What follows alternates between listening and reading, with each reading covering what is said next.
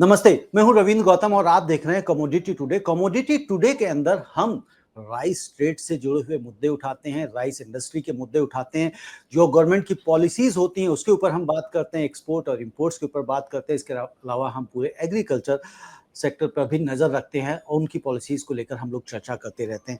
आज हम Tirupati agree trade limited के सीईओ जो हैं हमारे सूरज अग्रवाल जी, उनसे हम बात करेंगे और ये वेस्ट बंगाल से हमारे साथ जुड़ रहे हैं और हम समझेंगे कि वहाँ पे राइस इंडस्ट्री को किन किन समस्याओं का सामना करना पड़ता है, किन किन सुविधाओं के लिए ये सरकार की तरफ आस लगा के देखते हैं कि अगर ये सुविधाएं सरकार बेहतर करा दे तो शायद हमारा जो वेस्ट बंगाल का कंट्रीब्यूशन है राइस इंडस्ट्री में वो और बेहतर हो सकता है। तो इस सब विषय के ऊपर आज हम उनसे बात करेंगे। सूरज जी, आपका बहुत बहुत स्वागत है। Good afternoon sir, thank you for calling me. आपसे आपके शोज को मैं देखता हूं और हमेशा काफ़ी हमें इस इंडस्ट्री के बारे में काफ़ी आइडिया होता है। हमें नहीं, सारे व्यापारियों को, देश के सारे राइस मिलरों को। एंड सबसे बड़ी बात है कि हम केवल सेंट्रल ही नहीं, रीजनल लेवल पे भी अपने विचारों को प्रकट कर पा रहे हैं। तो ये हमारे लिए बहुत सौभाग्य की बात है। तो नहीं, बिल्कुल IREF ठीक है। बिल्कुल सूरज जी, आप सही कह रहे हैं कि हम जब तक अपने विचारों को प्रकट नहीं करेंगे तब तक सरकार तक नहीं पहुंचाएंगे, तब तक शायद सरकार कई बार सुन भी नहीं पाती और समझ भी नहीं पाती हमारी क्या मांग है। हम अब इस चर्चा को आगे बढ़ाएं उससे पहले मैं आपसे पूछना चाहता हूं कि आपको जो IREF, जो इंडियन राइस एक्सपोर्टर फेडरेशन है, वो एक भारत इंटरनेशनल राइस कॉन्फ्रेंस का आयोजन कर रहा है दिल्ली में 30-31 अक्टूबर पे, जो कहा जा रहा है कि भाई विश्व की सबसे बड़ी कॉन्फ्रेंस होने जा रही है। तो उस विषय में आप कितना जागरूक हैं, कितना अवेयर हैं और वेस्ट बंगाल से कितने लोग जुड़ रहे हैं? जी, बिल्कुल। मैं भी IREF का मेंबर और मैं इनके हर अपडेट्स को काफ़ी क्लोजली फॉलो करता हूं, क्योंकि हमने IREF को बनाए हुए काफ़ी समय नहीं हुआ, बट बहुत कम समय में हमने काफ़ी सारी नई चीज़ें हासिल की है। और ये जो आयोजन होने जा रहा है, हमें भी इससे उम्मीद बहुत ज़्यादा है, क्योंकि आज तक आपने सुना होगा कि सारे लोग दुबई जाते हैं, गल्फ फूड में जाते हैं राइस के लिए, बट पहली बार हम भारत में ही कुछ इतना बड़ा करने जा रहे हैं जहाँ पूरा विश्व हमारी तरफ देखे। एंड इसके लिए मैं बताऊं आपको, हमारे लिए सबसे ज्यादा एक जरूरी आपको डेटा बताता हूं कि पूरे दुनिया में जितना राइस का ट्रेड होता है उसका 40% ट्रेड भारत करता है। इतने सारे देशों में 40% ट्रेड जो राइस की पूरी दुनिया में होती है वो भारत द्वारा की जाती है। तो ये अपने आप में बताता है कि भारत का कितना बड़ा महत्व है राइस इंडस्ट्री में। और अगर हम एक ऐसा आयोजन करने जो जा रहे हैं अक्टूबर में, ये डेफिनेटली हम डिजर्व भी करते हैं एज इंडियंस। जो हम पूरे दुनिया के चावल व्यवसाय को डोमिनेट करते हैं, तो हमारे भारत में कुछ ऐसा होना चाहिए जिससे सारे व्यापारियों को फायदा मिले, साथ में ही गवर्नमेंट को भी वहां पे आके सारे व्यापारियों को एक पॉइंट पे आयोजन करने का एक मौका मिले। तो हम वेस्ट बंगाल से डेफिनेटली इसके लिए काफी तत्पर है और हमारी सारी टीम वहां जाएगी, जरूर से वहां जाएगी, बिल्कुल। और जिस तरह से आपने भारत सरकार की बात की, तो अपेडा के साथ ही मिलके हो रहा है। अपेडा इसमें साथ खड़ा हुआ है, कंधे से कंधा मिला रहा है, तो जाहिर सी बात है सरकार भी इसमें शामिल है। अगर आप बात करें वेस्ट बंगाल की, तो वेस्ट बंगाल में जो राइस इंडस्ट्री का जो इम्पोर्टेंस है पूरे के पूरे इंडिया के उसमें, तो किस तरह से देखा जाता है? देखिए, मैं आपको पहले कुछ डेटा बताऊं कि वेस्ट बंगाल में आज भी पर कैपिटा जो राइस प्रोडक्शन है वो पूरे वर्ल्ड में सबसे हाई है। वेस्ट बंगाल में आप कहीं भी चले जाइए, आपको हर जगह देखेंगे खेती में राइस हो रहा है। और सब उसकी बहुत बड़ी वजह और एक भी है कि बंगाल में जल की कमी नहीं है। हमारे यहाँ गंगा रिवर, कई नदियां बहती है। तो बंगाल में आपने कभी नहीं सुना होगा कि हमारे यहाँ पानी की कमी हो गई, या भाई कभी आपने सुना होगा कि यहाँ जल खत्म हो गया, ऐसा कभी नहीं होता। और आपको ये भी पता है कि चावल एक ऐसा अनाज है जिसमें सबसे ज्यादा ग्राउंड वाटर लगता है। तो ये भी एक कारण है कि बंगाल आज के दिन में इंडिया में भी राइस प्रोडक्शन में नंबर 1 स्टेट है। दो हमारी राइस की ब्रांडिंग इतनी ज्यादा नहीं फैली है, बासमती को लोग ज्यादा जानते हैं। बट मैं आपको एक डेटा और बताऊं कि भारत से जितना चावल एक्सपोर्ट होता है वो करीबन 2.3 करोड़ टन का एक्सपोर्ट होता है भारत से राइस का। उसके अंदर बासमती का एक्सपोर्ट केवल 18 से 20% होता है। 80% का एक्सपोर्ट है भारत से, वो नॉन बासमती राइस का होता है, और उसमें बंगाल नंबर 1 पे आता है। ये कई अच्छा, डेटा मतलब ये कहने का मतलब हुआ कि 80% जो हमारा एक्सपोर्ट है राइस का वो नॉन बासमती है, और उसमें भी जो बंगाल का जो डेटा है, कंट्रीब्यूशन है, वो नंबर 1 पे है एक्सपोर्ट में। बिल्कुल, बिकॉज़ हम सबसे बड़े प्रोड्यूसर है राइस के। देखिए, बासमती एक लग्जरी राइस है, जो रिच कंट्रीज़ खाती हैं। बट आपको ये समझना होगा कि जो चावल एक ऐसी चीज़ है जो हर पर्सन को, गरीब से गरीब लोगों को पेट भरने के लिए चाहिए। आपको और एक डेटा बताऊँ कि मैं डेटा थोड़ा ज़्यादा बोलता हूँ इसीलिए आपको बता पा रहा हूँ। मैं नहीं, आपको नहीं, और अच्छा एक है। मैंने आपकी एजुकेशन में देखा कि आपने चार्टर्ड अकाउंटेंसी भी करी हुई है, सीएस भी हैं और एमबीए भी किया है। तो आप जैसे अगर व्यक्ति हों, अगर वो डेटा पे बात ना करें तो फिर फ़ायदा ही क्या है? मज़ा ही क्या आएगा इस शो का? नहीं, रिसर्च करना थोड़ी मेरी हॉबी भी है व्यवसाय के साथ, मैं आपको बताऊँ। तो चावल एक ऐसा अनाज है पूरे दुनिया में जो पर किलो जितना पेट भरता है, जितने लोगों का पेट भरता है, उतना कोई भी दूसरा अनाज नहीं भरता। तो इसीलिए अच्छा, गरीब से गरीब लोगों के लिए चावल सबसे ज़्यादा ज़रूरत है। तो अगर आप जाओगे अफ्रीकन कंट्रीज़ में, इंडोनेशियन कंट्रीज़ में, वहाँ लोग तीनों टाइम चावल खाते हैं, बिकॉज़ उनकी खपत भी हुँ, ज़्यादा है। तो वो जो हुँ, चावल है, वो बासमती नहीं अफ़ोर्ड कर सकते। उनको 30-35 रुपए, 40 रुपए किलो वाला चावल चाहिए। वो जो जी, चावल है, वो बंगाल उसमें नंबर 1 आता है इंडिया में, और बंगाल का एक्सपोर्ट नंबर 1 है। बांग्लादेश है, बांग्लादेश काफ़ी ज़्यादा डिपेंडेंट है भारत पे। और आपको बताऊँ, ये एक कारण है कि हम कई देशों को दबा पाते हैं। हमारे जो सेंट्रल गवर्नमेंट है, उनके पास एक पावर है कि भई अगर आप हमारे संग गलत करोगे, हम आपको चावल नहीं देंगे। जिसके कारण कई कंट्रीज़ हिल सकती है। आपको और एक डेटा बताऊँ, जब 2023 में हमने भारत से राइस एक्सपोर्ट का बैन लगाया था सेंट्रल गवर्नमेंट ने, उस समय पूरे वर्ल्ड का rice inflation approximately 12 to 14% rice inflation बढ़ गया था, क्योंकि भारत ने चावल नहीं दिया। तो बिल्कुल भाई, चावल लार्जेस्ट एक्सपोर्टर हैं हम वर्ल्ड में चावल के, और ज़ाहिर-सी बात है अगर हम एक्सपोर्ट करना बंद कर देंगे, फीड करना बंद कर देंगे, तो इन्फ्लेशन बढ़ समस्याएँ तो जाएगा। आएँगी आएँगी, इन्फ्लेशन बढ़ेगा और बहुत सारे प्रेशर्स क्रिएट हो जाते हैं। तो तो सूरज जी ये बताइए कि कोलकाता के अंदर, वेस्ट बंगाल में खास तौर से अगर हम पूरे स्टेट की बात करें, तो इसमें आपको क्या लगता है कि सरकार से किन-किन सुविधाओं की आपको अभी भी आशा है, अभी भी रिक्वायरमेंट है? देखिए, सबसे पहली जो इन दिनों राइस में आपने देखा होगा, रेट में फ्लक्चुएशंस बहुत ज़्यादा हो गए हैं। उसके ओके, उसका कुछ कारण है कि हम धान में बड़े-बड़े व्यापारी आ गए हैं, होर्डिंग्स बहुत ज़्यादा होने लग गई है। तो कहीं न कहीं सर, इसको एक ऑर्गेनाइज़्ड मंडी सिस्टम में लाना बहुत ज़रूरी है। बंगाल में आज भी कहीं पे भी कोई ऑर्गेनाइज्ड मंडी नहीं है धान की। ऐसा नहीं है कि कहीं सारे धान के व्यापारी आ रहे हैं और जहाँ पे मिलर भी परचेजर अपने लोग बैठा रहे हैं, जैसा नॉर्थ इंडिया में है, पंजाब में है, हरियाणा में है। बंगाल में आज भी मंडी सिस्टम नहीं है। मतलब हर एक धान का व्यापारी अलग-अलग जाके ट्रेडर्स को बेच रहा है। तो उससे क्या होता है कि भई मैनिपुलेट करना बहुत ईज़ी हो जा रहा है धान के रेट्स को, और अल्टीमेटली इसका इम्पैक्ट व्यापारियों पे भी पड़ रहा है और कंज्यूमर्स पर भी पड़ रहा है। तो कहीं न कहीं इसको ऑर्गेनाइज़ करना बहुत ज़रूरी है, जिससे कि हम इस धान के व्यापार को कहीं न कहीं एक लेवल पे स्टैंडर्डाइज़ कर सकें। उससे किसानों को भी बड़ा फ़ायदा है, क्योंकि अभी किसानों को, हर किसान को उसका सही मूल्य नहीं मिलता। बीच के जो ट्रेडर्स हैं या दलाल हैं, आप समझ लो, वो लोग काफ़ी पैसा ले लेते हैं, क्योंकि वो स्टॉक करने की कैपेसिटी है उनके पास। तो हमारी गवर्नमेंट से हमने कई बार इस बारे में डिस्कशन भी किया है कि हमें एक ऑर्गेनाइज्ड मंडी बनानी चाहिए धान के लिए। हमें एक जगह एलोकेट करना चाहिए जहाँ धान का व्यापार हो सके। ताकि देखिए, हम जब कोई इनपुट अगर अच्छा नहीं डालेंगे तो आउटपुट की एक्सपेक्टेशन नहीं कर सकते।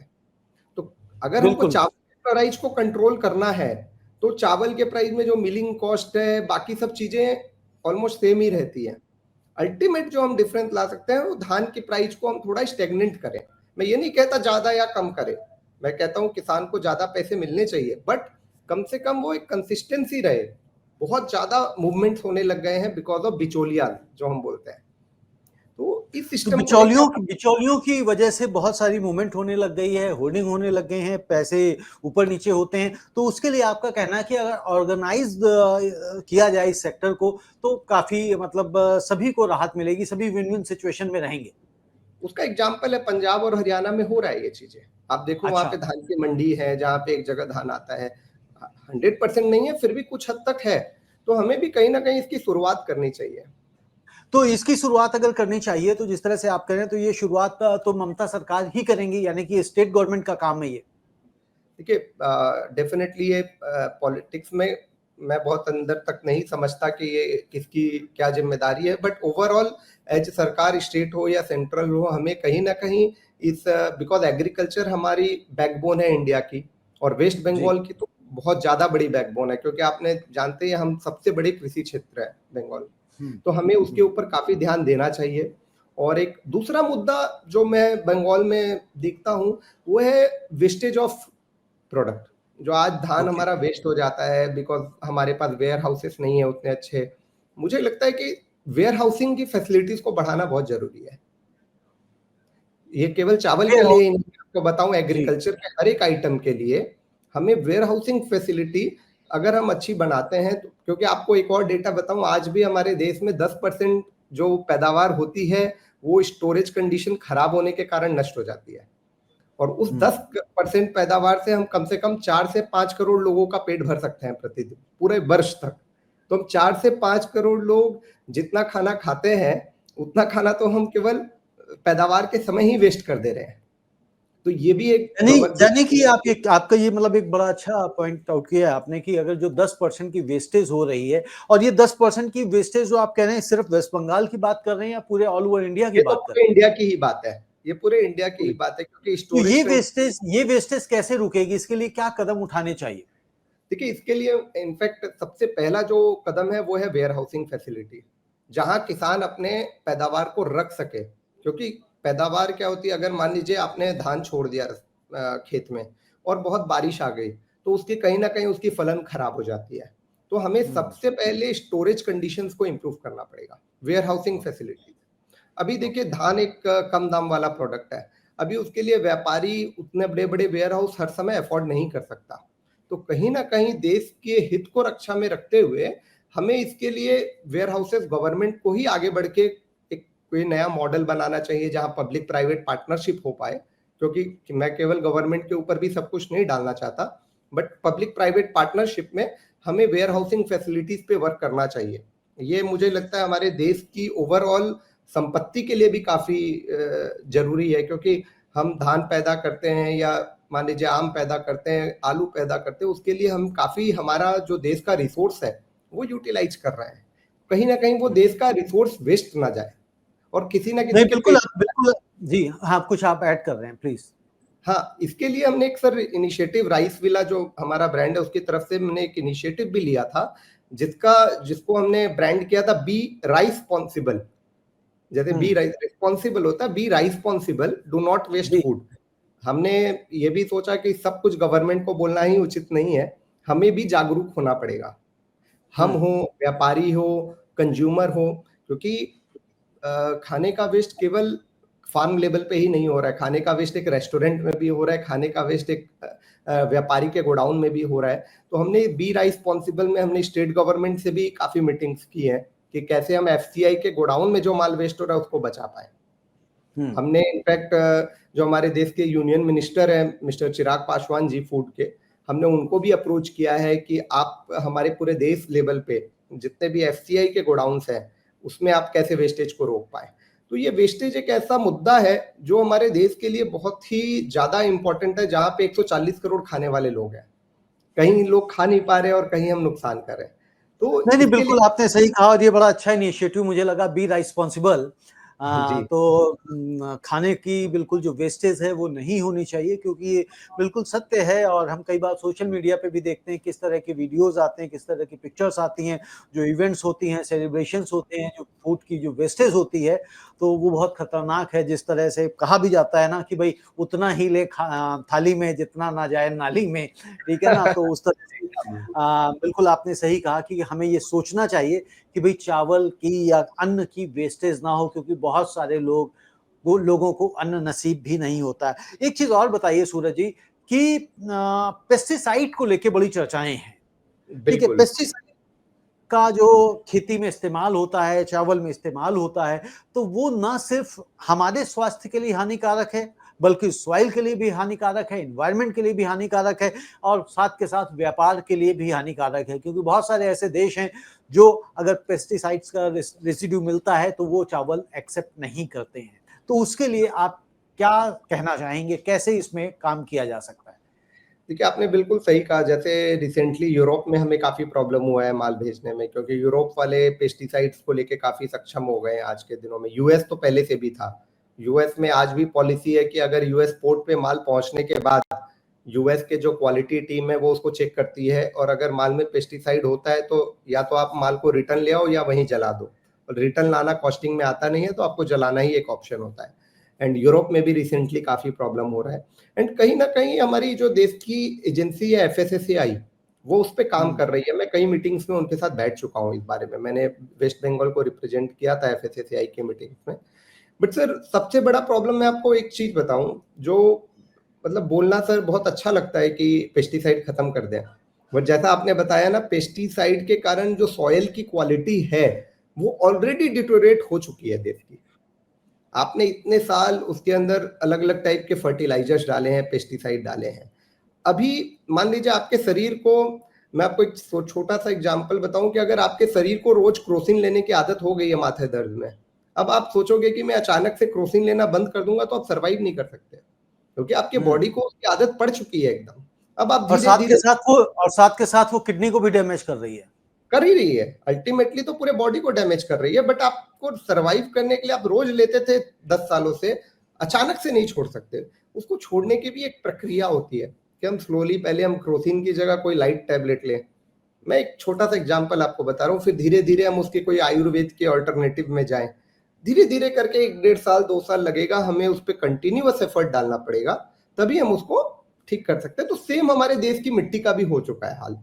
हमने तो इतने साल सूरज जी ये बताइए कि पेस्टिसाइड्स को खत्म करने के लिए, समाप्त करने के लिए, कम करने के लिए क्या सीधे हमें पेस्टिसाइड्स के सेलिंग पे, उसके प्रोडक्शंस पे, उस पे बैन नहीं लगाना चाहिए?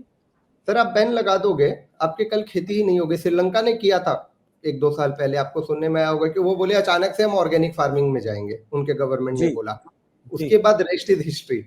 उनकी पूरी इकोनॉमी कोलैप्स होने लग गई। उनके यहाँ ओके, प्रोडक्शन ही खत्म हो गया। मैं आपको बोला ना सर, आप अचानक से कुछ बैन नहीं लगा सकते। अभी हम जो पेस्टिसाइड दे रहे हैं, आप पहले उस पेस्टिसाइड के पावर को कम कर सकते हैं, कि ठीक है, अभी हम मान लीजिए 100 पावर का दे रहे हैं, तो अब हम 70 पावर का देंगे। हम उसकी जगह कुछ ऑर्गेनिक हेल्दियर चीज़, आजकल तो काफ़ी स्टार्टअप्स आ रहे हैं जो हेल्दियर रिप्लेसमेंट ला रहे हैं उसका। हम उसकी तरफ जाएँगे। हम 100 से 70 लाएँगे, 50 लाएँगे, तो वो 2-4 साल की प्रक्रिया है। हम अचानक से अगर आज कल पेस्टिसाइड पे आप बैन लगा दो, आप परसों देखो आपकी खेती खराब हो जाएगी पूरी। तो हम यानी कि आपका कहने का एक ग्रेजुअल प्रोसेस है, उसको धीरे-धीरे अपनाना पड़ेगा कि भई अगर जिस तरह से आपने कहा भई पेस्टिसाइड से अगर हम ऑर्गेनिक पे शिफ्ट होना है तो उसका एक प्रोसेस है कि धीरे-धीरे उसकी पावर को कम की जाए, उसकी जगह अल्टरनेट चीज़ें का इस्तेमाल किया जाए, तभी जाके खत्म हो सकता है और मैं ये आपको शायद बताऊँ, साल जैसे 2 अभी मैंने साल लगेगा। ऑर्गेनिक ऑर्गेनिक फार्मिंग पे काफ़ी रिसर्च किया था हमारी टीम ने। तो अगर आप किसी लैंड को ऑर्गेनिक लैंड कन्वर्ट करना चाहते हैं, तो उसकी 2 से 3 साल की प्रक्रिया है पूरी। आपको पहले उस सॉइल पे 1 साल गोबर डाल के, और केचुआ खाद होता है, आपने सुना होगा जी, कि आप जी, जी, हरियाणा से है, जी। कि केचुआ नहीं, जो नहीं, खाता है मिट्टी को, और वो जो डिस्चार्ज करता है, that itself is a fertiliser. तो राइट, केचुआ को पहले हमारे खेतों में केचुआ ही डाला जाता था। वो जी। अपने आप फर्टिलाइज़र बनाता था। तो केचुआ खाद से आपको 1 या 2 साल गोबर और केचुआ खाद डाल के उस ज़मीन को समय देना पड़ता है, उसके बाद वो ऑर्गेनिक बन सकता है। तो वो हुँ। आज मैं चाहूँ कि मैंने आज केचुआ खाद डाला और कल से उसमें एग्रीकल्चर होगा, वो होगा नहीं। और सर, हमारे देश में 140 करोड़ खाने वाले हैं। हम सोचे यार ठीक है, एक बार हम पूरी खेती बंद कर देंगे, तो देश में हाहाकार मच जाएगी। नहीं, नहीं, बिल्कुल ठीक बात है और धीरे-धीरे उसको ग्रेजुअली अपनाना पड़ेगा, लेकिन इसको सरकार को इसमें एक्टिव होना पड़ेगा, आप जैसे व्यापारियों को भी सरकार एक्टिव ही कर होना पड़ेगा। सकती है, मैं और आप कर ही नहीं सकते ये चीज़, मैं आपको ये बिल्कुल चीज़ ठीक कह रहे हैं, सरकार ही कर सकती है लेकिन सरकार तक प्रेशर पहुँचाने के लिए या सरकार बिल्कुल, को बताने के लिए आप जैसे व्यापारियों को भी साथ आना पड़ेगा क्योंकि सरकार भी 100% कई बहुत सारी चीज़ें अकेले नहीं कर सकती, जिस तरह से आपने कहा बिल्कुल, पब्लिक पार्टनरशिप हमारी होनी चाहिए तभी जाके कोई मॉडल बनेगा। बहुत-बहुत 100 सूरज जी धन्यवाद आपका, आप इस चर्चा में जुड़े और आपके पास चूँकि मैं देख रहा हूँ ज्ञान इतना ज़्यादा है, तो एक ही चर्चा में मैं समाप्त नहीं करना चाहता हूँ इस ज्ञान को और मैं ले भी नहीं शायद पाऊँगा, अगर ले भी लूँगा तो शायद दर्शकों के लिए इस ज्ञान को हम डाउनलोड हम करना सब एक बड़ा दूसरे मुश्किल से होगा। सीख रहे तो हम इस चर्चा की एक सीरीज़ 2-4 रखेंगे ताकि हम और हैं, चावल ज़रूर, के ऊपर राइस इंडस्ट्री के भी बात कर पाएँ। बहुत-बहुत ज़रूर, धन्यवाद, बहुत-बहुत धन्यवाद, धन्यवाद।